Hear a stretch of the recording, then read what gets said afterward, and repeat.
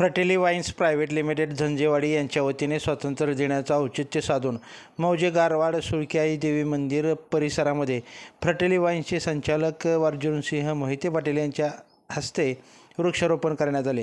माळशिरस तालुक्यातील गारवाड सुळक्याई देवी मंदिर हे पर्यटन स्थळ आहे। हे मंदिर खूप उंचीवरती असल्याने त्या ठिकाणी निसर्गरम्य वातावरण आहे। या ठिकाणी निसर्गाचा आनंद घेण्यासाठी पर्यटक येत राहतात। फ्रटेली वाईन्सने त्या परिसरामध्ये सुशोभीकरण करण्याच्या दृष्टीने काम करीत आहे। फ्रटेली वाईन्स ही कोणत्या ना कोणत्या औचित्य साधून लोकहिताच्या दृष्टीने लोकोपयोगी उपक्रम राबवत असते। सुळक्याई देवीच्या यात्रेला हजारोच्या संख्येने भाविक भक्त येत असतात, तेव्हा त्यांना सावलीची सोय व्हावी या दृष्टीने फ्रटेली वाईन्सने वृक्षारोपण केले आहे। तसेच सुळक्याई देवी मंदिर परिसरामध्ये पिण्याच्या पाण्याचे व वृक्ष संगोपनासाठी लागणाऱ्या पाण्याची सोय फ्रटेली वाईन्सच्या वतीने करण्यात आली आहे।